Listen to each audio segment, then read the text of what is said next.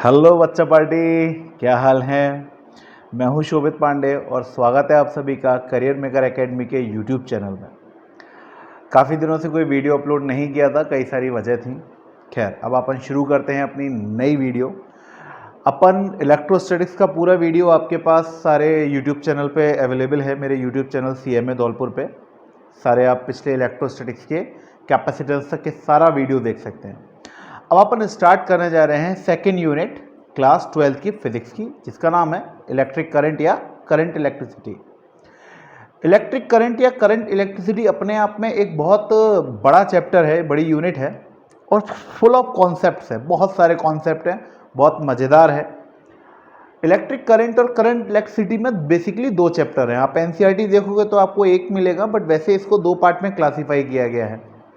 पहला पार्ट होता है इलेक्ट्रिक करंट वाला, कि करंट कैसे जनरेट होता है। दूसरा पार्ट कुछ प्रैक्टिकल से रिलेटेड है, पोटेंशियोमीटर, मीटर ब्रिज, वो सब चीज़ें उसमें आ जाती हैं। इसको अपन इलेक्ट्रिकल सर्किट कहते हैं, जिसमें किरचॉफ लॉ और उसके आगे की कहानी पढ़ी जाएगी। फिलहाल अपन इलेक्ट्रिक करंट का वो सेक्शन स्टार्ट करने जा रहे हैं जो कुछ 10th में भी आप लोगों ने पढ़ा होगा। ठीक है, तो इलेक्ट्रिक करंट क्या होता है, कहाँ से ये आया इस दुनिया में, अपने 12th क्लास की फिजिक्स में वो पढ़ते हैं। देखिए क्लास, अपन जब भी बात करेंगे तो दो प्रकार के चार्जेस का मोशन होता है।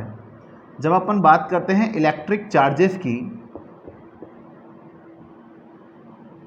तो इलेक्ट्रिक चार्ज जब रेस्ट में होता है, यानी कि रुका हुआ होता है, मूव नहीं करता, तो इस पे इलेक्ट्रिक फील्ड बनती है।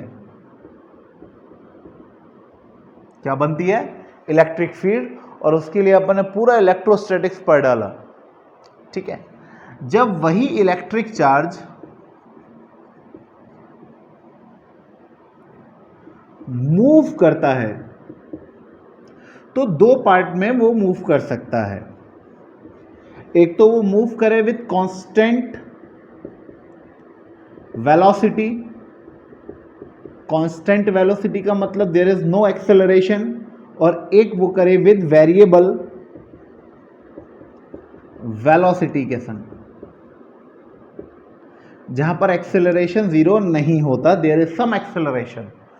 जब अपन ये पढ़ते हैं तो अपन के पास चैप्टर आ जाता है इलेक्ट्रोमैग्नेटिज्म, इलेक्ट्रोमैग्नेटिक वेव्स, जो कि पढ़ेंगे इस चैप्टर के बाद स्टार्ट होगा। ये चैप्टर बेसिकली आपको बोलेगा कि आपके पास जो इलेक्ट्रॉन है वो चल तो रहा है, चार्ज चल तो रहा है, बट चार्ज कांस्टेंट वेलोसिटी के संग चल रहा है। तो ये वाला जो आपका चैप्टर है करंट, वो कब आता है? जब चार्ज एक कांस्टेंट वेलोसिटी से चलता है। और जब वेरिएबल वेलोसिटी के संग मतलब एक्सेलरेटेड चार्जेस होते हैं, तब आपको मैग्नेटिज्म पढ़ाया जाता है। और फिर वहीं पर आ जाता है इलेक्ट्रोमैग्नेटिक वेव्स। इसके बारे में चर्चा करेंगे जब अपन ये पढ़ रहे होंगे। तो अभी आप समझ जाइए कि अब अपन का चार्ज चुपचाप तो नहीं बैठा, it will be in some motion. वो कुछ चलना चालू कर चुका है, पर कांस्टेंट वेलोसिटी से। तो ये चैप्टर आपका, अभी अपन इलेक्ट्रोस्टैटिक्स पढ़ चुके हैं, जहाँ पे रेस्ट में था, इलेक्ट्रिक फील्ड पढ़ा, बहुत अच्छी बात है। जब चार्ज मूव करेगा तो वो मैग्नेटिक फील्ड जनरेट करेगा, पर मैग्नेटिक फील्ड के संग संग वो करंट भी जनरेट करता है। तो करंट कब जनरेट करता है? जब वो कांस्टेंट वेलोसिटी के साथ चलता है। और जब वो वेरिएबल वेलोसिटी के संग चलेगा तो it will produce magnetic field and then it will produce also electromagnetic waves. तो अभी अपन स्टार्ट करने जा रहे हैं अपन का ऊपर वाला सेक्शन, कि चार्ज मूव तो होगा बट कांस्टेंट वेलोसिटी के साथ होगा। वहां पे आता है आपका ये चैप्टर इलेक्ट्रिक करंट। तो आपके इनके समझ में आया कि इलेक्ट्रिक करंट कहां पर स्टार्ट होता है। चलिए शुरू करते हैं।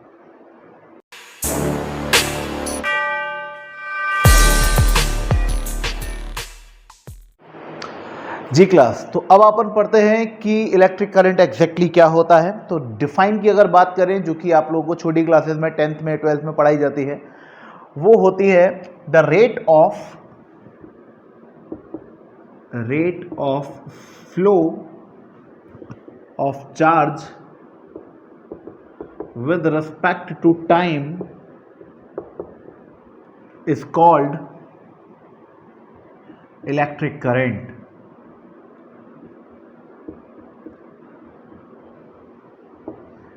Rate of flow of charge, charge कितना फ्लो हो रहा है वो भी ज़रूरी है और ये भी ज़रूरी है कि चार्ज के फ्लो होने का रेट क्या है। अब रेट का मतलब क्या होता है क्लास? रेट का मतलब है कितने टाइम में कितना चार्ज फ्लो हो रहा है ना। Rate is much important than amount of than the quantity of charge. जैसे कि मान के चलो मैं कहता हूँ कि 10 समोसे खाते हो आप और 10 समोसे खाता हूँ मैं, क्या बराबर बात हुई? ये बताना ज़रूरी है कि आप 10 समोसे खाते हो 10 साल में, मैं 10 समोसे खाता हूँ एक दिन में। क्या फ़र्क है क्या दोनों के में? यस, अलग अलग एनर्जीज हो गई हैं अब, ठीक है। तो इसी प्रकार से अगर मैं बात करूँ कि साहब 10 इलेक्ट्रॉन फ्लो हो रहे हैं, तो 10 इलेक्ट्रॉन फ्लो हो रहे हैं पर टाइम तो बताओ। हो सकता है एक कंडक्टर में 10 इलेक्ट्रॉन फ्लो हो रहे हैं 1 मिनट में और एक में हो रहे हो 10 साल में, तो दोनों में करंट अलग अलग है। That is why rate is very important parameter in electric current. तो अपन इसको लिखते हैं I is equals to delta q by delta t, है ना। रेट या चार्ज अपॉन टाइम, ये होता है आपका इलेक्ट्रिक करंट। बिल्कुल बेसिक, अभी इसमें अपन ने कुछ नहीं किया है, ठीक है ना। Rate of flow of charge जब मैं, अच्छा इसको अपन एवरेज बोलते हैं। ये दो प्रकार के करंट होते हैं, अभी 10 मिनट में सब समझ में आ जाएगा। ये सिंपल आपका एवरेज है, ठीक है। जब मैं बात करूँगा तो मैं एक इंस्टेंटेनियस वैल्यू भी लिख सकता हूँ, जिसमें मैं बोलूँगा कि मैंने लिमिट लगाई हुई है कि जो टाइम है वो बहुत छोटा है, तो delta q by delta T. But मैंने कंस्ट्रेंट लगा दिया, कंडीशन लगा दी कि मेरा जो टाइम है वो बहुत छोटा है। तो टाइम बहुत छोटा मतलब 0.00001 सेकेंड। तो ये तो आपको हर इंस्टेंट का करंट बताएगा, that is why it is called instantaneous current. तो इसको अपन लिख देंगे D Q by D T. 11th class में पढ़ा होगा, जब भी टाइम बहुत छोटा हो तो फिर आप उसको इस तरीके से रिप्रेजेंट कर सकते हैं, and this is called rate of flow of charge. तो ये डिफरेंशिएबल फॉर्म है इंस्टेंटेनियसली, और ये अपन फाइनल माइनस इनिशियल और टाइम फाइनल माइनस इनिशियल करके कर सकते हैं। बच्चों वाले क्वेश्चन है, 10th में करे भी होंगे।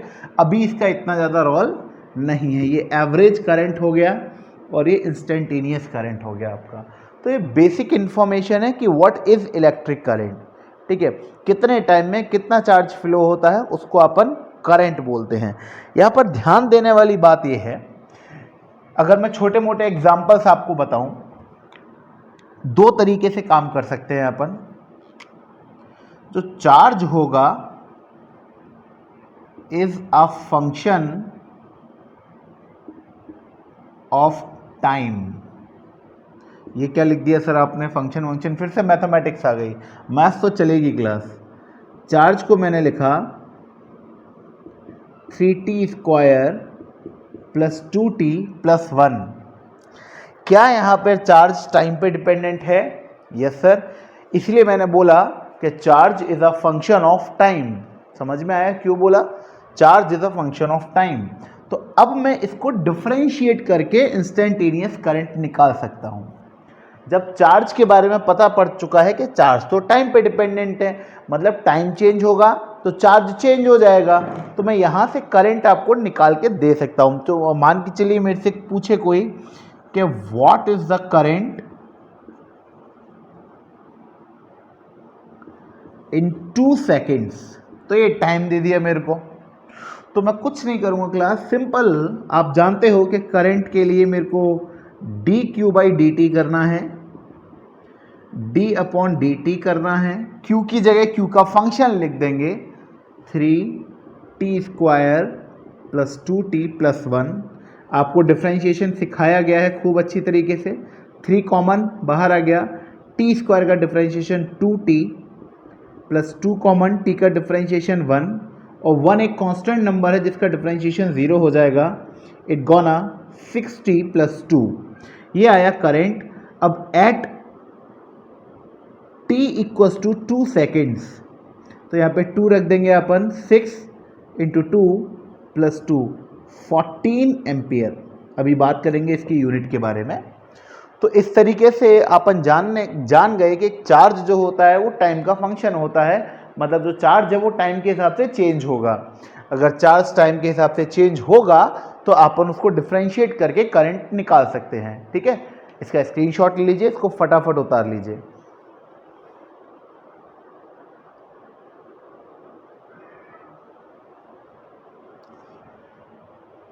ठीक है, हटाएं इसको।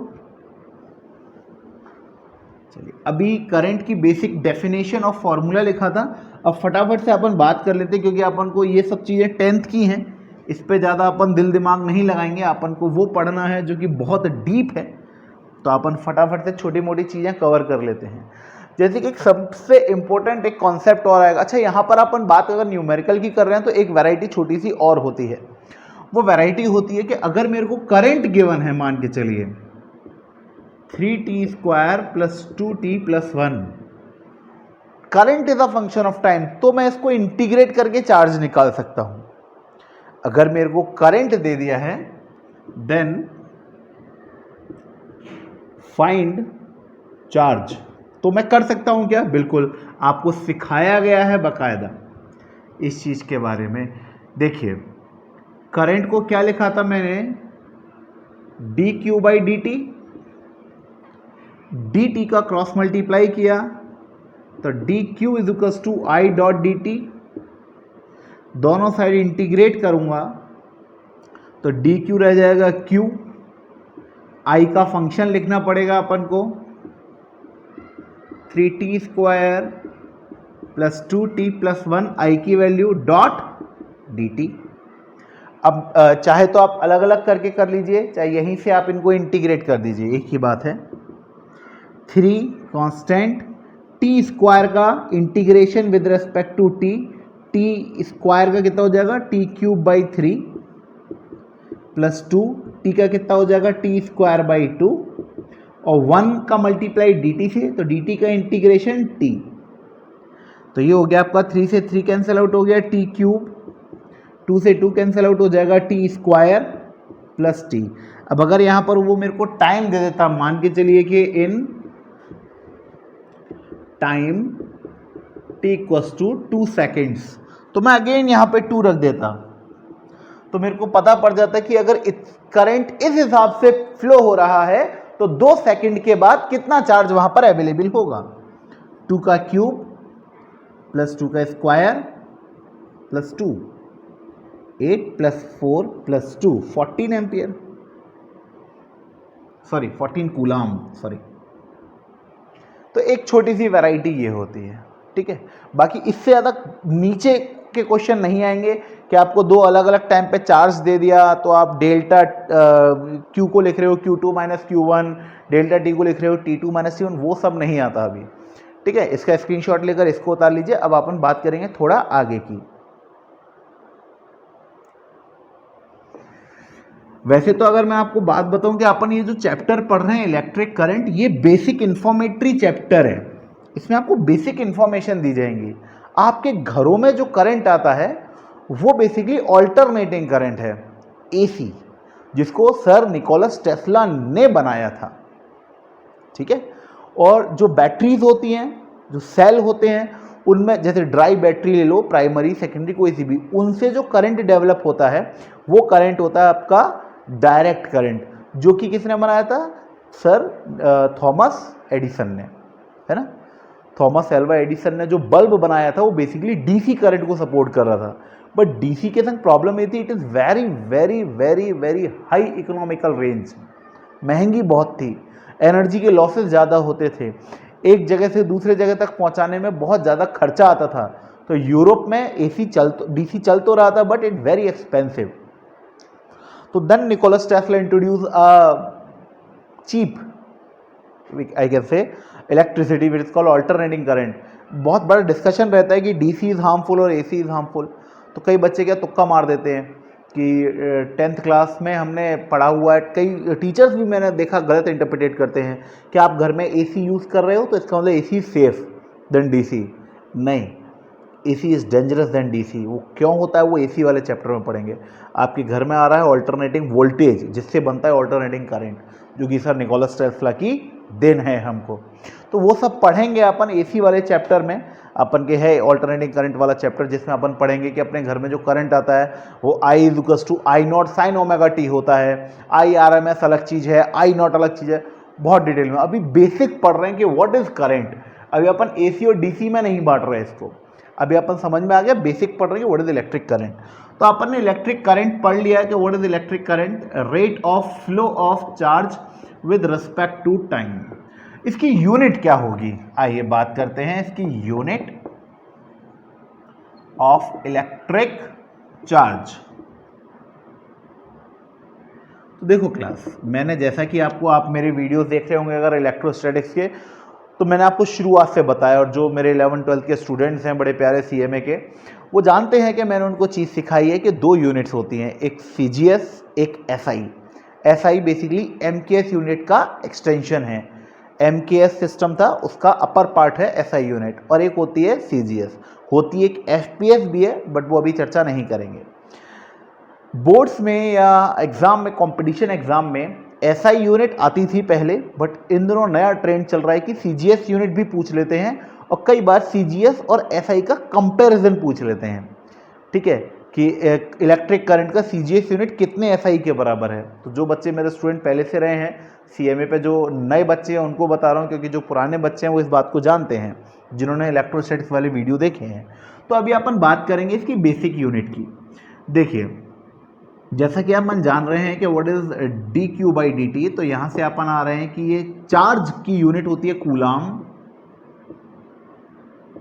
और टाइम की यूनिट होती है सेकंड। तो बेसिकली करंट की यूनिट क्या हो गई, कूलाम पर सेकंड। कूलाम पर सेकंड को अपन एम्पियर नाम से भी बोलते हैं। बेसिकली एम्पियर एक साइंटिस्ट थे जिन्होंने करंट की प्रॉपर्टीज को बहुत विस्तार में बताया था, तो उनके सम्मान में इसको एम्पियर नाम भी दिया गया। कैपिटल A से डिनोट होता है। एक बहुत बेसिक सी बात है जो पता होनी चाहिए कि कभी भी कोई भी यूनिट किसी साइंटिस्ट के अगर नाम पर है, तो जब आप उस यूनिट का नाम लिखते हैं पूरा, तो first alphabet is always small, जैसे कि वोल्ट, बट उसका सिंबल कैपिटल होता है। एम्पियर कैपिटल A, केल्विन, ठीक है। और भी जो भी आपको याद आ रही है, न्यूटन बहुत फेमस यूनिट है, न्यूटन। तो न्यूटन जब भी यूनिट की फॉर्म में लिखा होगा ना, पूरा नाम लिखा होगा, तो फर्स्ट जो अल्फ़ाबेट होता है वो स्मॉल होता है, पर उसके सिंबल कैपिटल होते हैं। तो इन चीज़ों का ध्यान रखना। कूलाम का C स्मॉल होता है और उसका सिंबल कैपिटल होता है। ये आगे तक के लिए भी ध्यान रखना, बेसिक नॉलेजेबल थिंग है। तो करंट का यूनिट कूलाम पर सेकंड है, बट क्योंकि करंट को बहुत ज़्यादा विस्तार से समझाया था एम्पियर ने, डेफिनेशन भी दी थी स्टैंडर्ड एम्पियर, स्टैंडर्ड करंट की, तो वो सब पढ़ेंगे बाद में। एम्पियर इसकी यूनिट है। ये इसकी SI यूनिट है, international system of unit, SI unit of current, ठीक है, एम्पियर। अब बात करते हैं जरा CGS यूनिट की। CGS यूनिट ऑफ करंट जानते ही होंगे आप, CGS यूनिट क्या होती है, जिसमें लेंथ को सेंटीमीटर में, मास को ग्राम में, और टाइम को सेकंड में मेजर किया जाता है, ठीक है ना। अब देखिए, कूलाम को आप CGS में बदलिए, स्ट्रैट कूलाम। ये कहां पढ़ाया है, इलेक्ट्रोस्टैटिक फर्स्ट चैप्टर में। और सेकंड को तो अपन CGS में भी सेकंड ही लिखते हैं। तो बेसिकली करंट का CGS फॉर्म हो गया स्टैट कूलाम पर सेकंड, जिसको अपन स्टैट एम्पियर बोलेंगे।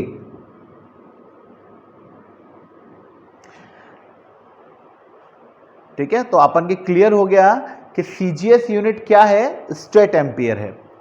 अब 1 एम्पियर में कितने स्टैट एम्पियर होते हैं, देखिए 1 एम्पियर इज इक्वल्स टू, तो एक स्टैट कूलाम में कितने कूलाम होते हैं, या सॉरी मैंने उल्टा बोल दिया, एक कूलाम में कितने स्टैट कूलाम होते हैं, तो 3 × 10⁹ स्टैट कूलाम होते हैं।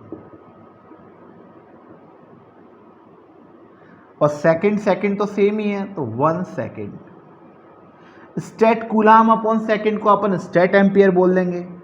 तो 1 एम्पियर में 3×10⁹ स्टेट एम्पियर होता है। बताइए कौन बड़ा हुआ? एम्पियर बड़ा हुआ। स्टेट एम्पियर को एम्पियर के बराबर आने के लिए 3×10⁹ का मल्टीप्लाई करना पड़ रहा है। तो कौन सी यूनिट बड़ी हुई? एसआई यूनिट बड़ी हुई, सीजीएस यूनिट छोटी हुई। मेरे ख्याल से समझ में आया आप लोगों को कि सीजीएस यूनिट क्या होता है और एमकेएस यूनिट क्या होता है। ठीक है, ये इनका कंपैरिजन है, आपको आगे तक के लिए याद रखना पड़ेगा कि 1 एम्पियर में 3×10⁹ स्टेट एम्पियर होता है। कैसे किया? 1 एम्पियर का फॉर्मूला क्या था? Coulomb upon second. कूलाम को स्टेट कूलाम में बदला। ये आपको इलेक्ट्रोस्टैटिक्स के मेरे वीडियो से मिल जाएगा, लिंक मैं डिस्क्रिप्शन में दे दूंगा, वहाँ पे देख लीजिएगा। 3×10⁹ कूलाम की बहुत सारी और यूनिट होती हैं, फ्रैंकलिन, फैराडे, ईएसयू, ईएमयू, बहुत होती हैं, वो सब मैंने वहाँ वीडियो में बताया है, तो आप वहाँ देख लीजिएगा। ठीक है, ये इसकी यूनिट के बारे में चर्चा हो गई। फटाफट इसको उतार लीजिए स्क्रीनशॉट लेकर, मैं आगे बढ़ता हूँ। मेरे को एक और बेसिक चीज़ बतानी है इसके बारे में, जो कि है कि ये वेक्टर क्वांटिटी है कि स्केलर क्वांटिटी है इलेक्ट्रिक करंट। हटा दें इसको, अब स्क्रीनशॉट ले लिया होगा। क्योंकि अपन कभी भी किसी नई चीज़ को जब डिफाइन करते हैं क्लास, तो उसकी डेफिनेशन, उसका फॉर्मूला, उसकी यूनिट और उसका डायरेक्शन होना या ना होना, ये आप हमेशा के लिए गांठ बांध लो। कोई डेफिनेशन आएगी, व्हाट इज इलेक्ट्रिक फ्लक्स, मान के चलो। अब इलेक्ट्रिक फ्लक्स इसलिए बोल रहा हूँ क्योंकि पढ़ा चुके हैं, वीडियो है। तो आपने इलेक्ट्रिक फ्लक्स का स्टेटमेंट लिखा, उसका फॉर्मूला लिखा, उसकी यूनिट लिखेंगे न्यूटन मीटर स्क्वायर, न्यूटन पर कूलाम इंटू मीटर स्क्वायर, और फिर ये बताएंगे कि it is a scalar quantity. तब वो फ्लक्स के बारे में बेसिक बात पूरी हुई।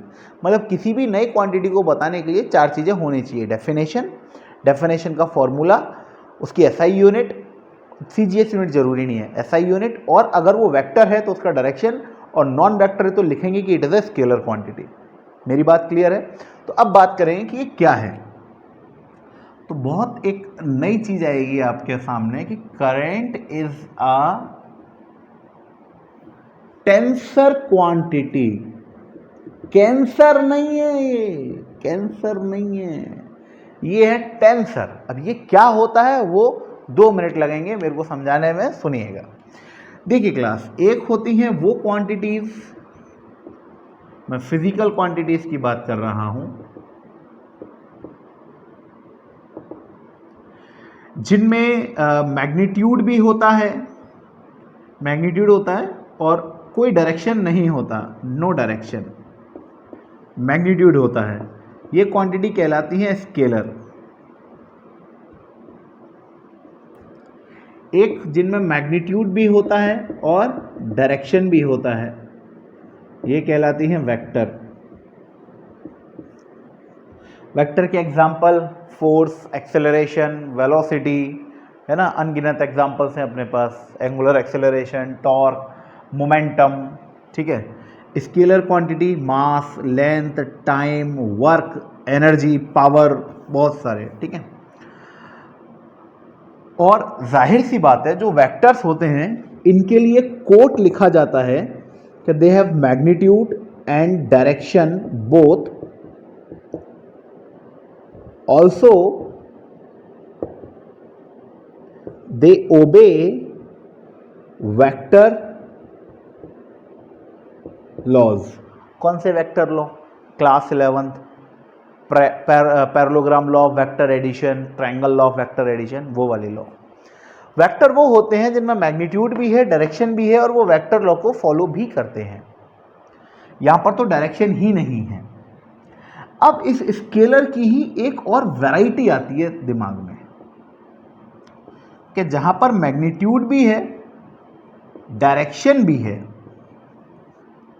But they do not obey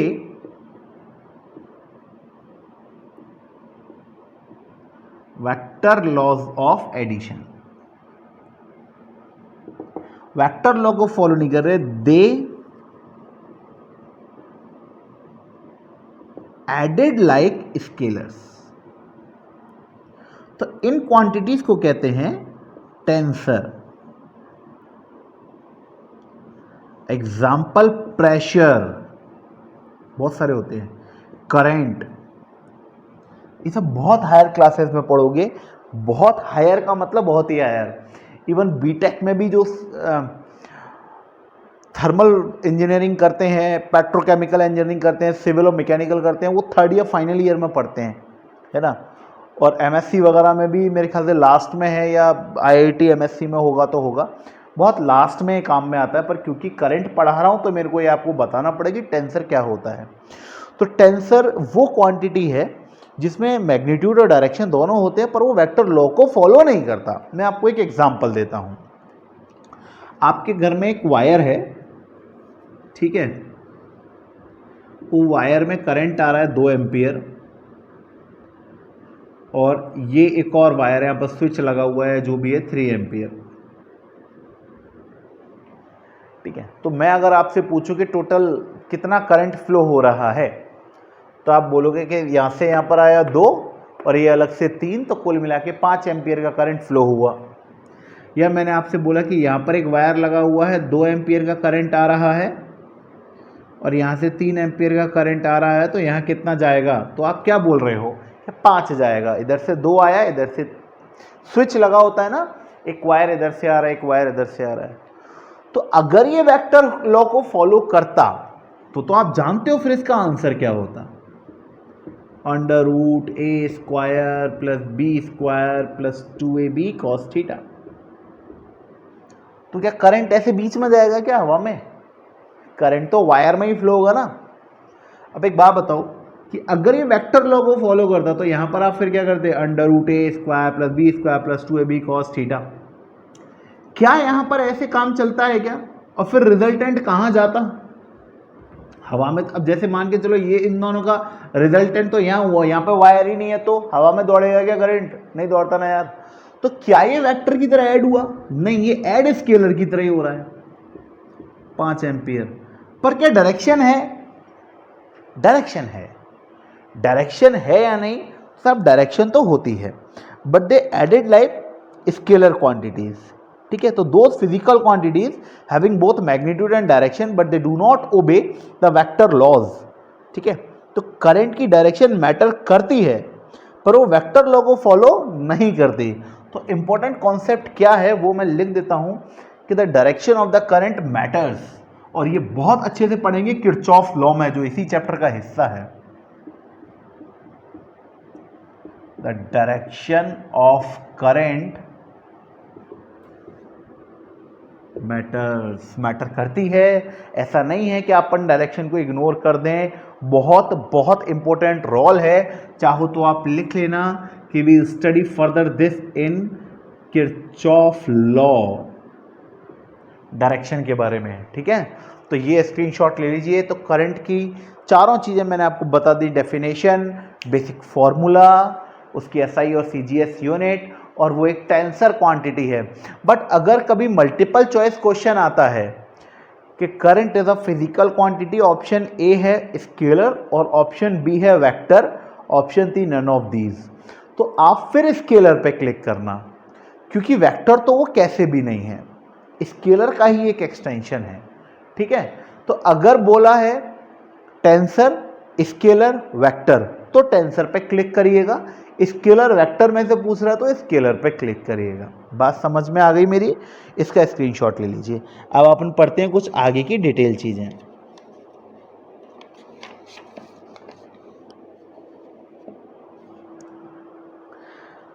जब मैं आपको ये चैप्टर पढ़ा रहा हूं इलेक्ट्रिक करंट, तो अपन का ये जानना बहुत ज़रूरी है कि जब मैं कहता हूं कि वायर में करंट फ्लो हो रहा है तो बेसिकली वायर में कौन फ्लो हो रहा है।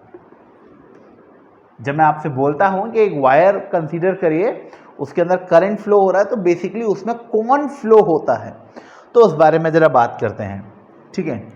तो अपन ज़रा एक काम करते हैं, अपन एक आइसोलेटेड कंडक्टर लेते हैं। एक आइसोलेटेड कंडक्टर का मतलब कुछ भी नहीं है, उसमें कोई इलेक्ट्रिक फील्ड नहीं है, कोई पोटेंशियल डिफरेंस नहीं है, एक सिंपल एक वायर, मेटल का वायर अपन ने लिया। ये एक मेटल का वायर है, आइसोलेटेड है,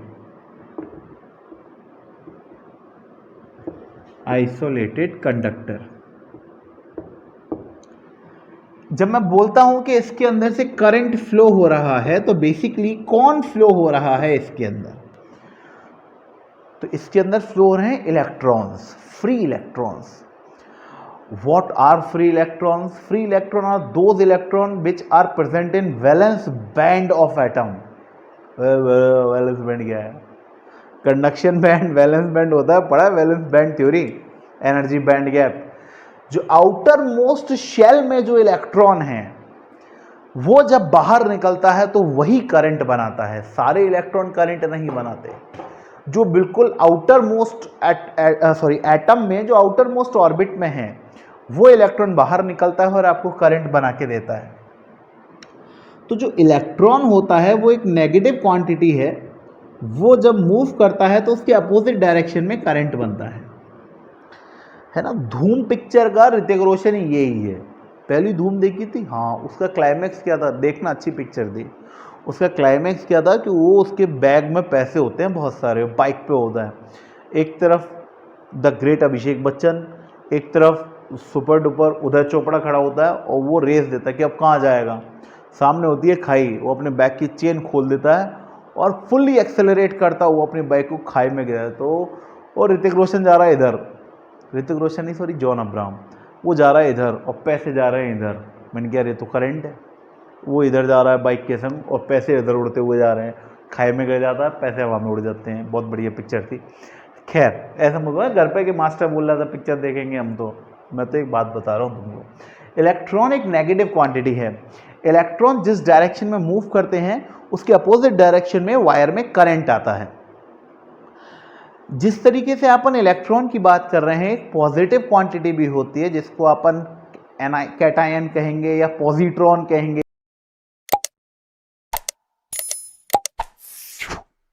या वो एटम कहेंगे जिसके अंदर इलेक्ट्रॉन अब नहीं रहे, ठीक है। तो वो भी अपन का एक पॉजिटिव आयन की तरह ही काम करता है।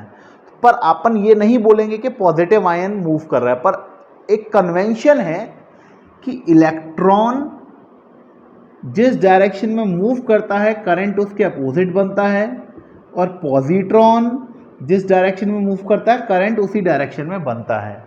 तो ऐसा कन्वेंशन है, याद, ऐसा कोई ज़रूरी नहीं है आपको रटना ही है, आपको तो इलेक्ट्रॉन को फोकस करना है। वैसे मैं आपको बता दूं कि अलग अलग जगह पर अलग अलग प्रोसेसेस होती हैं। अगर मैं कंडक्टर की बात करूंगा तो कंडक्टर में करंट, कंडक्टर यानी कि मेटल, मेटल में करंट जो बनता है, लिख देता हूं मैं, जो कंडक्टर्स यानी कि जो सॉलिड होते हैं उनके अंदर करंट जो बनता है because of the motion of free electrons बनता है, ठीक है। जब अपन बात करते हैं लिक्विड की, जब लिक्विड की बात होती है तो यही काम कैटायंस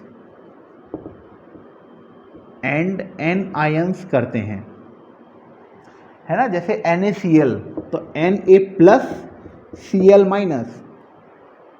जैसे आप इलेक्ट्रोकेमिस्ट्री पढ़ेंगे तो Na+ आयन भाग रहे होंगे कार्बन रॉड की तरफ, Cl- आयन भाग रहे होंगे जिंक रॉड की तरफ, तो वहाँ पे एक लेक्लांसी सेल बनता है।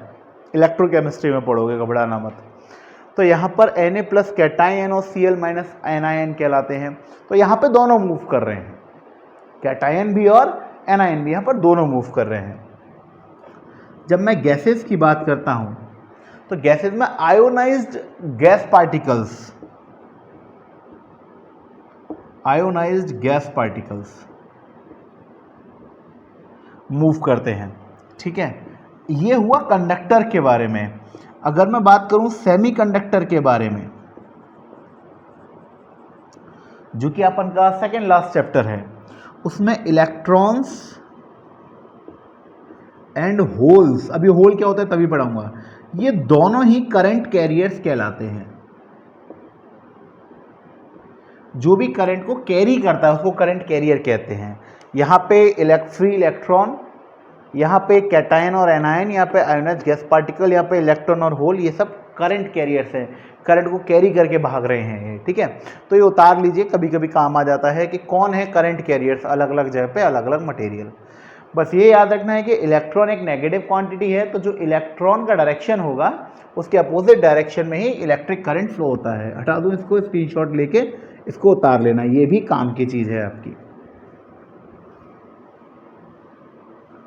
चलिए, तो अगर मैं एक आइसोलेटेड कंडक्टर लेता हूं तो आप एक बात को जानते हैं, पूरा इलेक्ट्रोस्टैटिक्स निकल गया कि electric field inside the conductor is zero.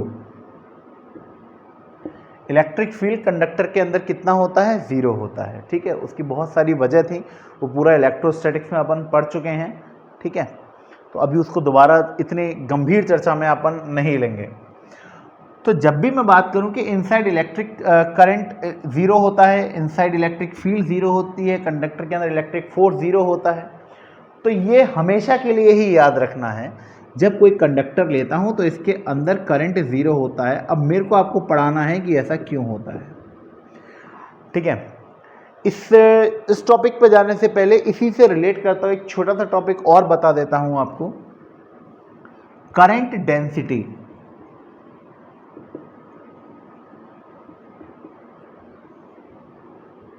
इसको J से रिप्रेजेंट किया जाता है। करंट डेंसिटी क्या कहलाता है वो सुनिए।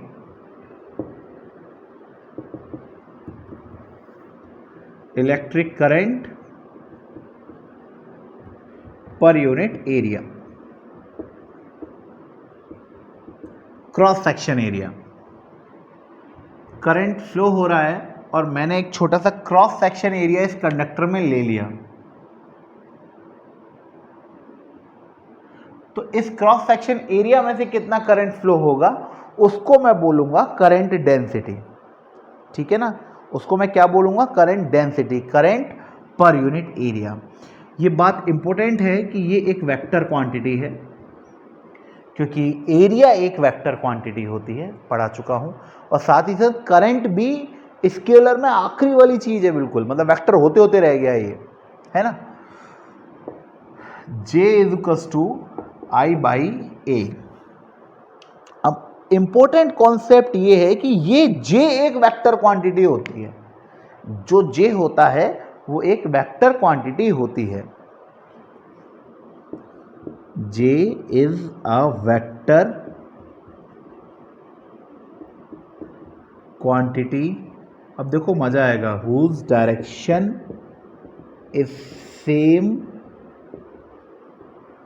As the direction of current.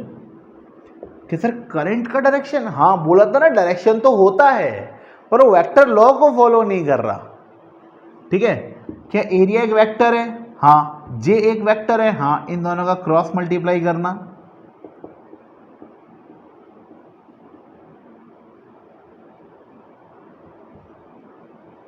ये भी वेक्टर, ये भी वेक्टर, पर ये स्केलर।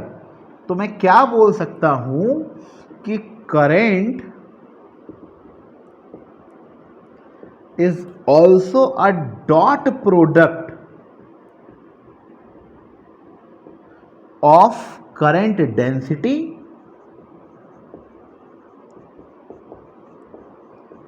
And area.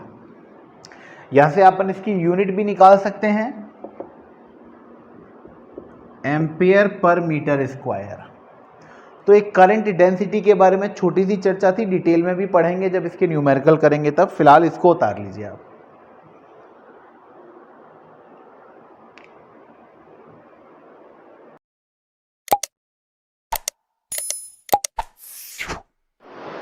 तो क्लास अब अपन स्टार्ट करने जा रहे हैं अपन का एक टॉपिक, जिसमें अपन ये डिस्कस करने जा रहे हैं कि कंडक्टर में करंट बनता है कि नहीं बनता है, कब बनता है, कितना बनता है, कैसे बनता है।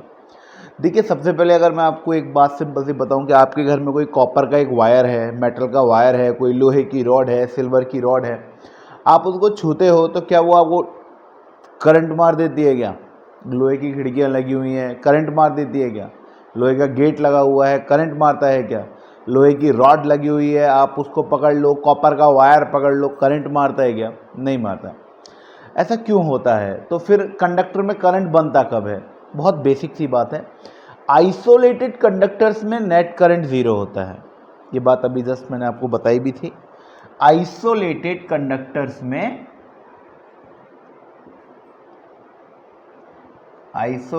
कंडक्टर्स में जो करंट होता है वो ज़ीरो होता है और उनके अंदर नेट इलेक्ट्रिक फील्ड भी ज़ीरो होती है।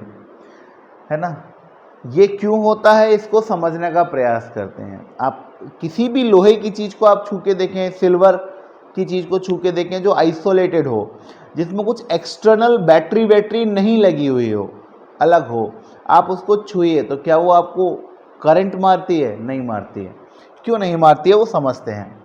देखिए, ये मान के चलिए एक कंडक्टर है ना, कोई रॉड का क्रॉस सेक्शन एरिया मैंने लिया। जो मैं आपको पढ़ाने जा रहा हूँ इसको कई जगह पर बोलते हैं इलेक्ट्रॉन गैस मॉडल। जी हाँ, गैस मॉडल, क्योंकि यहाँ पर इलेक्ट्रॉन आइडियल गैस के मॉलिक्यूल की तरह काम करने वाला है ना। इलेक्ट्रॉन गैस मॉडल, है ना। अपन ये पढ़ने जा रहे हैं कि कंडक्टर में करंट जीरो क्यों है बेसिकली। तो ये एक कंडक्टर का क्रॉस सेक्शन एरिया मैंने लिया। यहाँ पर अनगिनत इलेक्ट्रॉन्स हैं क्लास। अनगिनत का मतलब दूर दूर तक कोई काउंटिंग नहीं है कि यहाँ पर कितने नंबर्स ऑफ इलेक्ट्रॉन्स हैं। आपकी एनसीईआरटी में 1.2 और 1.3 एक एग्जाम्पल है, आप उसको पढ़ना कि एक कप ऑफ वाटर में कितना चार्ज होता है, पॉजिटिव और negative.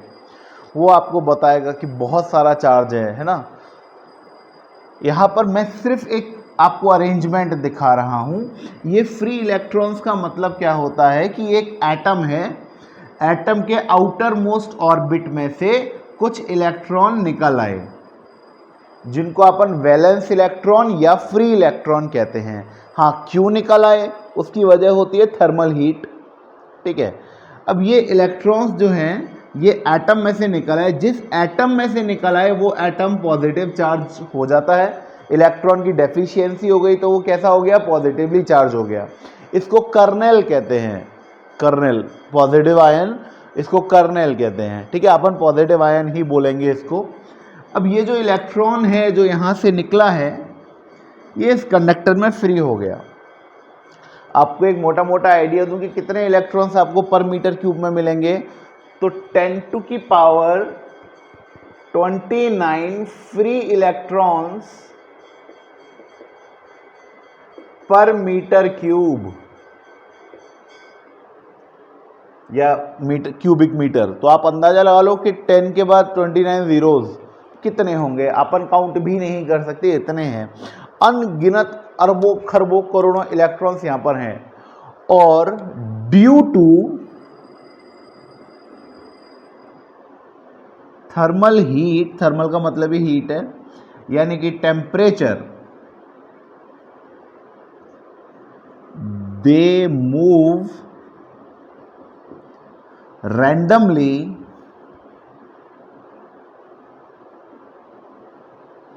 in all possible directions। Heat की वजह से ये इलेक्ट्रॉन कहाँ पर जाएगा किसी को भी नहीं पता। ये पूरी तरीके से रैंडम मोशन करने वाला है। ये इलेक्ट्रॉन कहाँ जाएगा किसी को भी नहीं पता, पूरी तरीके से रैंडम है। क्या ये एक इलेक्ट्रॉन है? नहीं क्लास, यहाँ पर अरबों खरबों इलेक्ट्रॉन्स हैं और ये इलेक्ट्रॉन्स मूव कर रहे हैं। मैं आपको जरा एक इलेक्ट्रॉन का पास समझाता हूँ, एक इलेक्ट्रॉन का पास समझाता हूँ। मान के चलिए ये इलेक्ट्रॉन है, ये यहाँ से यहाँ गया, यहाँ पे कोई दूसरा इलेक्ट्रॉन रखा होगा, उसने इसको रिपेल कर दिया, ये वाला भी रिपेल हुआ है, पर मैं सिर्फ एक इलेक्ट्रॉन के पाथ की बात करने जा रहा हूँ। ये भी रिपेल हुआ होगा, और रिपेल आप जानते हो फिजिकल कॉलिजन नहीं होता, इलेक्ट्रोस्टैटिक फोर्स ऑफ रिपल्शन लग रहा है। नेगेटिव ने इसने इसको रिपेल किया, यहाँ पर आया, इसने रिपेल किया, है ना। मान लो यहाँ पर गया, यहाँ पर कोई दूसरा इलेक्ट्रॉन मिला, वापस यहीं पर आ गया। या ये इलेक्ट्रॉन ले लीजिए, ये मूव हुआ ऐसे ऐसे, फिर ऐसे ऐसे ऐसे, वापस ऐसे। तो हम क्या देख रहे हैं? The net displacement of single electron is 0। ऐसा साइंटिस्टों ने माना क्योंकि करंट नहीं बना रहा है। तो उसका लॉजिक तो होना चाहिए भाई, एक आइसोलेटेड कंडक्टर है, लोहे की रॉड है, स्टील की कोई भी वायर है, मेटल का वायर है, पकड़ो छुओ करंट नहीं बना रहा, नहीं दे रहा, आइसोलेटेड। क्यों नहीं दे रहा? तो साइंटिस्टों ने वजह ढूंढी। वजह ये है कि भाई इलेक्ट्रॉन आइसोलेटेड अवस्था में इस पर कोई है नहीं इसको डायरेक्शन बताने वाला, कोई है नहीं जो इसको बोले कि भैया आप यहाँ जाइए। ये अपने आप जहाँ मर्जी इसकी आ रही है वहाँ जा रहा है। तो हीट की वजह से रैंडम मोशन कर रहा है इन ऑल पॉसिबल डायरेक्शंस, और इस तरीके से इसका कोई पर्टिकुलर डिस्प्लेसमेंट भी किसी डायरेक्शन में नहीं आ रहा। तो अपन कह सकते हैं कि फिलहाल इसका नेट डिस्प्लेसमेंट कितना है? 0 है।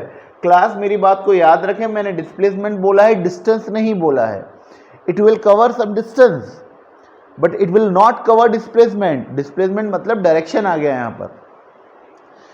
क्योंकि डिस्प्लेसमेंट 0 है, that is why the net velocity of single electron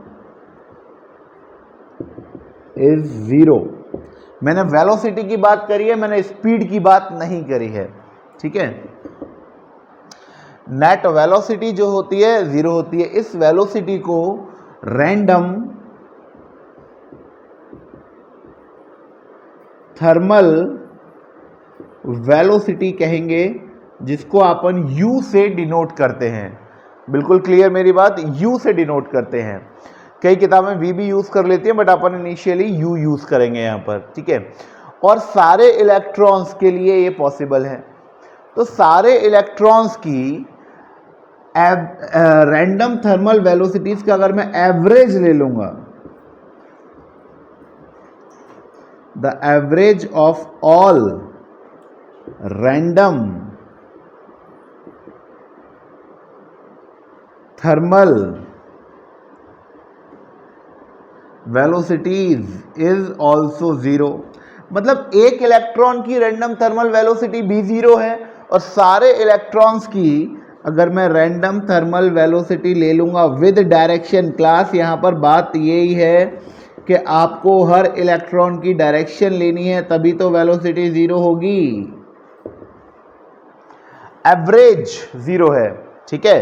तो इस बात को अपन ने समझ लिया कि जब कोई भी कंडक्टर होता है उसके अंदर naturally, normally, in the absence of any external force और एक्सटर्नल इलेक्ट्रिक फील्ड और बैटरी और पोटेंशियल, कुछ नहीं लगा हो, आइसोलेटेड हो, तो उसके अंदर के इलेक्ट्रॉन्स रैंडमली भागते हैं, जैसे कि आइडियल गैस के मॉलिक्यूल भागते थे। इसलिए इसको इलेक्ट्रॉन गैस मॉडल भी बोलते हैं। कई अच्छी किताबें आपको देखते हुए मिल जाएंगी। तो जो इलेक्ट्रॉन है वो बेसिकली रैंडम मोशन कर रहा है, हर पॉसिबल डायरेक्शन में वो रैंडमली भाग रहा है, और इसीलिए उसका नेट डिस्प्लेसमेंट क्या है? 0। नेट डिस्टेंस 0 नहीं है, अभी उस बारे में बात कर रहे हैं। नेट डिस्प्लेसमेंट जो है वो उसका 0 है। नेट डिस्प्लेसमेंट 0 है, दैट इज वाई उसकी नेट वेलोसिटी जो होगी वो भी 0 हो जाएगी एक इलेक्ट्रॉन की। और अगर इस तरीके से मैं सारे इलेक्ट्रॉन्स की एवरेज वेलोसिटी की बात करूंगा तो वो भी 0 हो जाएगी। इसका मतलब कोई एक इलेक्ट्रॉन पर्टिकुलर किसी डायरेक्शन में नहीं गया। और करंट कब जनरेट होता है? जब कोई इलेक्ट्रॉन किसी पर्टिकुलर डायरेक्शन में मूव होता है। मैंने क्या बोला अभी आपको 5-10 मिनट पहले कि इलेक्ट्रॉन जब किसी पर्टिकुलर डायरेक्शन में मूव करता है तब वहां पर इलेक्ट्रिक करंट जनरेट होता है। क्या यहां पर इलेक्ट्रॉन किसी पर्टिकुलर कंडीशन में, पर्टिकुलर डायरेक्शन में मूव हो रहा है? नहीं मूव हो रहा है। That is why there is no current induced in such condition. अच्छा, मैंने आपको बोला कि डिस्टेंस कवर कर रहा है। क्या डिस्टेंस कवर कर रहा है? हाँ, डिस्टेंस तो है, हर छोटा सा डिस्टेंस जो कवर कर रहा है। डिस्प्लेसमेंट 0 है। तो अगर मैं बात करूं यहां पर कि अगर डिस्टेंस कवर कर रहा है तो स्पीड होगी, बिल्कुल। वो स्पीड मैं आपको बता सकता हूं कि कितनी होती है। The RMS speed of each electron, RMS जानते हो ना, 11th क्लास में गैस मॉडल में ही पढ़ा है अपन ने, root mean square, root mean square. तो ये जो स्पीड होती थी इसकी इलेक्ट्रॉन की, RMS स्पीड। RMS का मतलब क्यों लिया RMS? RMS ना भी लिखो, सिंपल लिख लो आप लोगों ने आइडियल गैस इक्वेशंस में ये सब पढ़ा होगा थोड़ा बहुत। 3 kBT/m। Kb क्या है, बोल्ट्जमान कांस्टेंट याद आ रहा है, टेम्परेचर के लिए यूज करते थे। 3 की जगह 3 रखूंगा, Kb की वैल्यू 1.38 इंटू 10⁻⁻23। यहाँ पर बात मैं रूम टेम्परेचर की कर रहा हूँ। रूम टेम्परेचर का मतलब 27 डिग्री सेल्सियस यानी कि 300 केल्विन। इलेक्ट्रॉन मूव कब करना स्टार्ट कर देता है, -273 डिग्री सेल्सियस पे, एब्सोल्यूट जीरो पर तो नहीं करता, उससे जैसे ही टेम्परेचर थोड़ा सा बढ़ेगा इलेक्ट्रॉन मूव करना स्टार्ट कर देता है। तो यहाँ पर -270 से लेकर आप कहाँ तक आ चुके हो, 300 केल्विन तक। तो यहाँ पर रूम टेम्परेचर पर मैंने 300 केल्विन लिख दिया, अपॉन इलेक्ट्रॉन का मास 9.1 इंटू 10⁻⁻31। इस सबको एवरेज कैलकुलेट करोगे तो 10⁵ से लेकर 10⁶ मीटर पर सेकेंड तक आएगा, जो इसका RMS स्पीड होता है इलेक्ट्रॉन का। इलेक्ट्रॉन का RMS स्पीड जो है वो किस ऑर्डर का हुआ क्लास, 10⁵ से लेकर 10⁶ मीटर पर सेकेंड तक का। 10⁵ से लेकर 10⁶ मीटर पर सेकेंड तक का ऑर्डर होता है। वैल्यू नेग्लिजिबल है, ऑर्डर आप देखिए कितनी सारी है, 10⁵ से लेकर 10⁶ तक। तो क्या मैं ये कह सकता हूं कि इलेक्ट्रॉन की स्पीड बहुत ज़्यादा है? हाँ, पर वेलोसिटी जीरो है because of direction. Velocity zero क्यों है? क्योंकि रैंडम डायरेक्शन में इलेक्ट्रॉन यहाँ गया, यहाँ कुछ वेलोसिटी, दूसरा यहाँ आ रहा है, तीसरा यहाँ जा रहा है, चौथा यहाँ जा रहा है। एक इलेक्ट्रॉन की खुद की वेलोसिटी भी जीरो है, एक इलेक्ट्रॉन की खुद की वेलोसिटी भी जीरो है, और अलग अलग इलेक्ट्रॉन्स, एक इलेक्ट्रॉन यहाँ गया, इसने अपोजिट डायरेक्शन में करंट बनाया, दूसरा इलेक्ट्रॉन यहाँ जा रहा है, इसने इसके अपोजिट डायरेक्शन में करंट बनाया, नेट करंट जीरो। क्या करंट में डायरेक्शन मैटर करती है? बिल्कुल, बता चुका हूँ अभी। एक इलेक्ट्रॉन यहाँ जा रहा है, एक इलेक्ट्रॉन यहाँ जा रहा है, एक इलेक्ट्रॉन ऐसे गया, एक इलेक्ट्रॉन ऐसे गया, तो क्या हर इलेक्ट्रॉन का नेट डायरेक्शन अलग है? हाँ, इसीलिए इसकी नेट वेलोसिटी कितनी हो जाती है, जीरो हो जाती है। इसी को अपन रैंडम थर्मल वेलोसिटी कह रहे हैं। मेरी बात बिल्कुल क्लियर है, ये RMS स्पीड होती है। इस सबका एक स्क्रीनशॉट ले लें, और मैं आपको फिर एक और इसमें चीज़ बताता हूँ कि जब ये इलेक्ट्रॉन्स एक दूसरे से कोलाइड करते हैं, कोलिजन का मतलब फिजिकल कोलिजन नहीं है, है ना। चलिए मैं आपको समझाता हूँ, मैं इसको मिटा दूँ, आप इसका स्क्रीनशॉट ले लीजिए, फिर मैं आपको इसमें कुछ और चीज़ें बता दूंगा। जब इलेक्ट्रॉन भागता है, दूसरे इलेक्ट्रॉन से टकराता है, या ये इलेक्ट्रॉन जहां से निकला था, कहां से निकला था भाई ये इलेक्ट्रॉन? एटम में से। वो एटम पॉजिटिवली आयन है, तो जब वो पॉजिटिव आयन से टकराता है तो दे do not lose their energy. दोबारा सुने, दे do not lose their energy, यानी कि क्योंकि आइडियल गैस के मॉलिक्यूल की तरह काम कर रहा है। मैंने आपको क्या बोला? जी हाँ, during the collision the electron do not loses its gain kinetic energy। Electron भागना शुरू कर रहा है, टकरा रहा है, पर एनर्जी लूज नहीं कर रहा।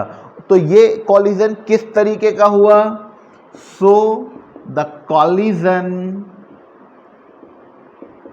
Is perfectly elastic.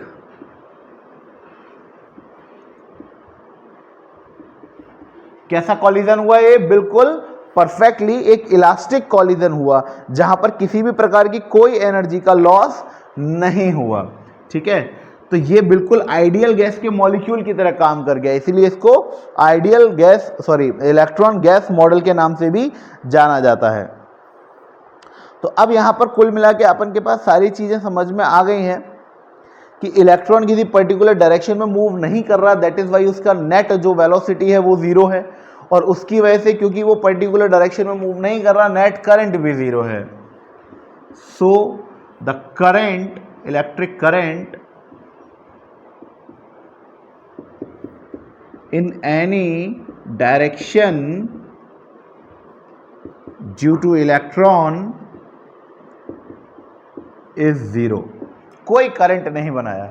इसको एक एग्जांपल से समझाता हूँ आप लोगों को। मान के चलिए कि मैं एक क्लास में एक सिरे पे 10 बच्चों को खड़ा कर दूँ, 20 बच्चों को खड़ा कर दूँ, 50 बच्चों को खड़ा कर दूँ। एक क्लास है मेरी CMA की क्लास, उसमें 50 बच्चों को मैंने इधर बोर्ड के पास खड़ा कर दिया और मैं उनको बोल रहा हूँ कि आपको भागना है, आपको भागना है, पर मैं उनको ये नहीं बोलूँ कि आपको कहाँ भागना है।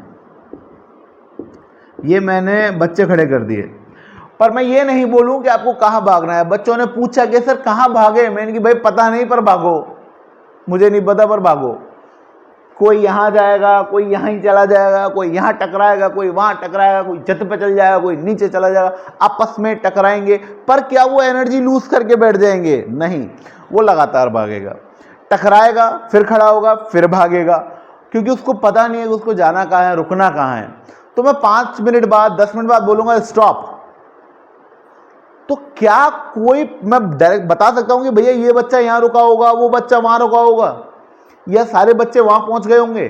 नहीं, ऐसा नहीं है। इसका मतलब the motion is perfectly random, बिल्कुल रैंडम काम हुआ। अब अचानक मैं क्या करूं कि क्लास के दूसरे हिस्से पे एक एक गरम गरम समोसा, एक एक चाय, है ना, 100-100 ग्राम जलेबी रख दूं चटनी के संग, गरम गरम खुशबू आए बच्चों को। क्लास के दूसरे सिरे पे यहाँ पर 50 बच्चे खड़े हैं, है ना। अब मैं बोलूँ कि भागो, हालांकि मैंने ये नहीं बोला कि कहाँ भागो, मैंने बोला भागिए, है ना। क्लास के दूसरे छोर पे समोसे, खुशबू आ रही है बड़ी बढ़िया, तो भूख और लगेगी, चाय चटनी वटनी रखी हुई, जलेबी रखी हुई है। अब बोलने की ज़रूरत नहीं है कि कहाँ भागो, और ना कोई पूछेगा कि सर कहाँ जाओ। अब तो वो भागेगा और सबकी डायरेक्शन सेम हुई। क्या आपस में टकराएंगे? हाँ, पर क्या रुक जाएंगे? नहीं, टकराएंगे, रुकेंगे भी नहीं, भागेंगे भागेंगे भागेंगे। और एक जब मैं बोलूँगा स्टॉप, तो लगभग सारी इलेक्ट्रॉन्स एक जगह पर खड़े मेरे को दिखाई देते हैं। ये जब होता है इस कंडक्टर में, जब मैं कोई एडिशनल फोर्स लगा दूं, मैं डायरेक्शन दे दूं। डायरेक्शन देने का काम अगले लेक्चर में करेंगे, जहां पर मैं पोटेंशियल डिफरेंस यानी कि बैटरी लगा दूंगा, ठीक है, फिलहाल नहीं करेंगे। तो अभी तो मैं आपको बता रहा हूँ कि रैंडमली क्या हो रहा है। आप रेलवे स्टेशन पर जाइए एक ऐसे टाइम पे जहाँ पर 3-4 ट्रेनें आने की संभावना होता है ना, एक कि शाम को 5 बजे 3-4 ट्रेन आती हैं, शाम को या सुबह 9-10 बजे के आसपास 3-4 ट्रेन चलती हैं। तो आप उस टाइम पर प्लेटफॉर्म पर जाइए। मान के चलिए 3-4 ट्रेन आ रही हैं, एक पंजाब मेल है, एक छत्तीसगढ़ है, एक इंटरसिटी है ना, मालवा वगैरह। 5-6 ट्रेन आने का एक टाइम है। मान के चलिए 10 बजे से लेकर और 10:30 के बीच में 5-6 ट्रेन आती हैं। तो सारी ट्रेन के पैसेंजर वहाँ पर मौजूद होंगे, है ना, सारी ट्रेन के पैसेंजर वहाँ पर मौजूद होंगे। अचानक अनाउंसमेंट हुआ कि इंटरसिटी जो आ रही थी वो प्लेटफॉर्म नंबर 1 पे ना आकर प्लेटफॉर्म नंबर 3 पर आएगी। अब आप इमेजिन करो कि जो इंटरसिटी के पैसेंजर हैं वो इलेक्ट्रॉन हैं और बाकी ट्रेन के जो पैसेंजर हैं वो आपके पॉजिटिव आयन्स हैं, ठीक है। इंटरसिटी के पैसेंजर जो हैं वो आप लोगों के पास वो इलेक्ट्रॉन मान लीजिए, बाकी गाड़ी के पैसेंजर जो हैं वो आप पॉजिटिव आयन मान लीजिए। क्या अब सिर्फ इलेक्ट्रॉन भागेगा? क्योंकि इंटरसिटी के पैसेंजर भागेंगे, बिल्कुल भागेंगे। क्या वो टकराएंगे? बिल्कुल टकराएंगे। अगर वो टकराएंगे तो क्या वो रुक जाएंगे कि यार टकरा गया, अब मैं क्या करूँगा जाके, अब मैं चढ़ूँगा या नहीं चढ़ूँ? नहीं, फिर भागेगा, है ना। तो वो होता है फोर्स लगने पर, अदरवाइज तो सब रैंडम भाग रहे हैं। तो इस एग्जाम्पल को मैं आपको दोबारा बताऊंगा जब मैं इसमें बैटरी लगा दूंगा। अभी तो मैं आपको सिर्फ और सिर्फ इतना समझा रहा हूं कि कंडक्टर में करंट क्यों नहीं बनता, उनकी वेलोसिटीज़ का ऑर्डर होता है कि नहीं होता है, उनके अंदर नेट वेलोसिटी कितनी है, उनके अंदर नेट डिस्प्लेसमेंट कितना है। तो इसको एक सिंक्रोनाइज तरीके से लिख लेते हैं।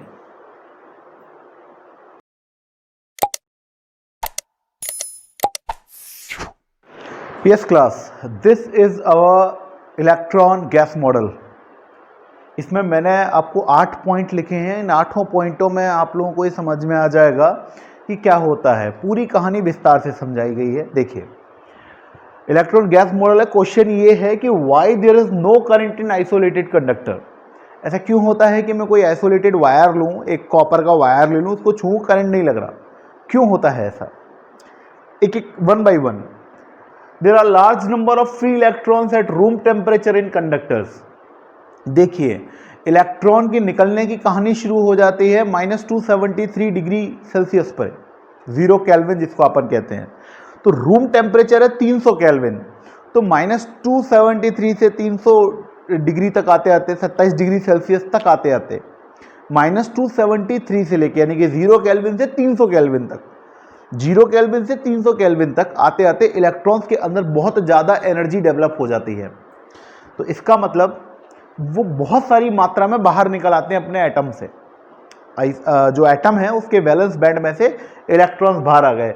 कंडक्टर की बात की जाए तो लगभग 10⁻29 इलेक्ट्रॉन्स पर मीटर क्यूब ऑर्डर दिया हुआ है, वैल्यू नहीं है, और ये भी थोड़ा बहुत वेरी करता है। एक एक्सपेरिमेंटल वैल्यू लिखी है मैंने, लगभग 10⁻29 इलेक्ट्रॉन्स 1 मीटर क्यूब में होते हैं, अंदाजा लगाइए, ठीक है ना। The large number of free electrons move randomly in all possible direction inside the conductor, और ये फ्री इलेक्ट्रॉन कंडक्टर के अंदर गट गट गट गट गट गट गट गट गट गट गट गट गट गट गट गट भग रहे हैं इन ऑल पॉसिबल रैंडम डायरेक्शन, जिसको जहां जगह मिल रही है वो वहां, ठीक है। किसकी वजह से, ये याद रखना, due to heat, due to heat, room temperature की वजह से। रूम टेम्परेचर अपन के लिए नॉर्मल है, इलेक्ट्रॉन के लिए नॉर्मल नहीं है भैया, क्योंकि वो 0 केल्विन पे जिंदा रहता है। -273 डिग्री पे तुम रह सकते हो क्या, मर जाओगे। तो तुम्हारे लिए वो टेम्परेचर बहुत कम है, उसके लिए वो नॉर्मल है, तो उसके लिए ये टेम्परेचर बहुत हाई हो गया। तो due to heat they will move in all possible different directions. So we can say free electrons of conductor behave like molecules of ideal gas। अभी समझ में आ गया, ये जो फ्री इलेक्ट्रॉन्स है मॉलिक्यूल की तरह बिहेव कर रहा है। All electrons moves in all possible directions with different velocities and do not flow in any particular direction। So net displacement of single electron is zero। मेरी बात को दो तरीके से समझिएगा, मैं दोनों बात करूंगा, एक इलेक्ट्रॉन के बारे में भी और सारे इलेक्ट्रॉन के बारे में भी। हीट की वजह से वो एक इलेक्ट्रॉन मर्जी आई वहां भाग रहा है, पहले यहां गया, फिर यहां आया, फिर यहां गया, फिर यहां गया, फिर वापस वहीं आ गया, तो उसका नेट डिस्प्लेसमेंट कितना हो गया, 0। उसकी नेट वेलोसिटी कितनी हो गई, 0, सिंगल इलेक्ट्रॉन की।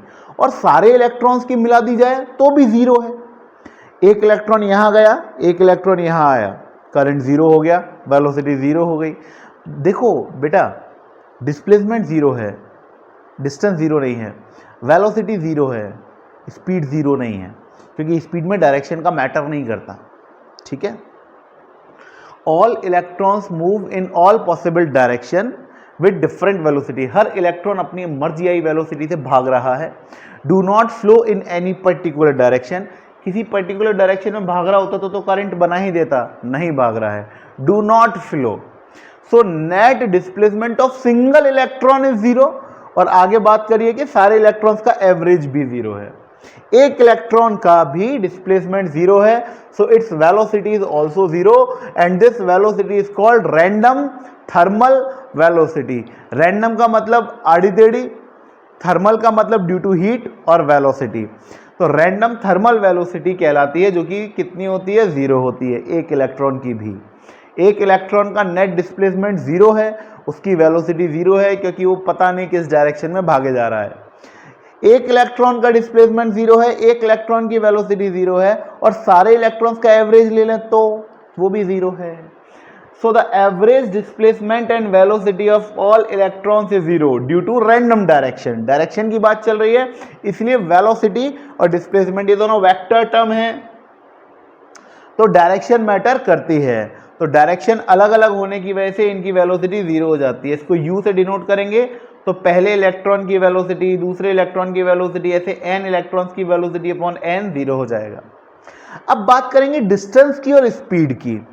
अभी तक डिस्प्लेसमेंट था जो कि 0 था, और वेलोसिटी थी जो कि 0 थी, but electron cover some distance, path तो कवर कर ही रहा है ना, डायरेक्शन की वजह से डिस्प्लेसमेंट 0 है, क्या पाथ कवर कर रहा है क्या, हाँ, तो डिस्टेंस है, and they have speed which is called RMS, root mean square, जो मैंने अभी आपको निकाल के बताया था, 10⁵ से 10⁶ मीटर पर सेकेंड का ऑर्डर होता है। इलेक्ट्रॉन अंडरगोज, जब इलेक्ट्रॉन एक दूसरे से टकराते हैं तो दे do not lose their gained kinetic energy, जैसे मॉलिक्यूल करता है आइडियल गैस का। तो ये जब भागता है और टकराता है तो ये अपनी एनर्जी लूज नहीं करता, इलास्टिक कॉलिजन है। आपको याद आ गया होगा इलास्टिक कॉलिजन में ना मोमेंटम का लॉस होता था ना एनर्जी का, तो इसके संग भी यही है, ना मोमेंटम का लॉस होगा ना एनर्जी का। So in isolated conductor the average random velocity of all electrons is zero, they do not flow in any particular direction, therefore no current is induced in such conductors, velocity का average zero, इसलिए conductor zero. तो ये आपको basic theory मैंने आप लोगों को समझाई। तो आज के वीडियो में अपन ने क्या क्या पढ़ा कि what is electric current, upon electric current पढ़ने के लिए क्यों आ गए यहाँ पर वो बताया आपको, इलेक्ट्रिक करंट की बेसिक डेफिनेशन, बेसिक फॉर्मूला, उस पर बेस एक दो न्यूमेरिकल थे, उसकी यूनिट सीजीएस और एसआई, उसका डायरेक्शन है कि नहीं है, डायरेक्शन मैटर करती है क्या, स्केलर है क्या वेक्टर है, टेंसर है, स्केलर का ही वैरायटी है। अब अपन का सिंपल क्वेश्चन फॉलो किया अपन ने कि इलेक्ट्रिक करंट क्यों जनरेट नहीं होता आइसोलेटेड कंडक्टर्स में। अगर मैं किसी लोहे के तार को पकड़ूं तो क्यों नहीं होता, क्यों नहीं मेरे को झटका लगता, इसलिए नहीं लगता क्योंकि ये सब होता है, इलेक्ट्रॉन अपनी मर्जी से भाग रहे हैं, कोई कहीं पहुंच नहीं पा रहा। अब अगर मैं अगले वीडियो में इस कंडक्टर में एक बैटरी लगा दूं, सम पोटेंशियल डिफरेंस लगा दूं, तो उसके लिए बैटरी भी पढ़नी है, बैटरी क्या होता है, तो पहले बैटरी हल्का सा पढ़ेंगे, फिर इस कंडक्टर के दोनों तरफ बैटरी लगा देंगे और फिर इस वायर को पकड़ेंगे, तब बाल खड़े हो जाएंगे अपने परपेंडिकुलर, तब करंट बनता है। जब इस कंडक्टर में अपन एक फोर्स लगा देंगे, इलेक्ट्रोमोटिव फोर्स बैटरी वाला, तब इलेक्ट्रॉन एक पर्टिकुलर डायरेक्शन में भागेगा। जैसे तुम समोसे लेने भाग रहे थे, तब बनता है इलेक्ट्रिक करंट। समझ आया? तो अपन अगले वीडियो में पढ़ेंगे कि जब कंडक्टर के दोनों तरफ बैटरी लगा दी जाती है तब उसकी वेलोसिटी क्या कहलाती है, ड्रिफ्ट वेलोसिटी, और पूरा पढ़ेंगे ड्रिफ्ट को। अभी अपन ने आइडियल इलेक्ट्रॉन गैस मॉडल पढ़ा है जिसमें कि ये पता लगता है आइसोलेटेड कंडक्टर में करंट क्यों नहीं बनता। तो ये बिल्कुल सिंपल सी थ्योरी थी, मैंने आपको पढ़ाया, उम्मीद है आपको समझ में आया होगा। जो बच्चे नए हैं वो चैनल को लाइक शेयर जरूर कर देना, सब्सक्राइब कर लेना, वीडियो को शेयर कर देना, कीवर्ड से वीडियो को सर्च करना ताकि ये थोड़ा सा अपलिस्ट हो जाए और बाकी बच्चे भी इसको पढ़ पाएँ। नेक्स्ट वीडियो जल्दी ही डालता हूँ जिसमें ड्रिफ्ट वेलोसिटी का कॉन्सेप्ट आप लोगों को बताऊँगा। Thank you so much, bye bye.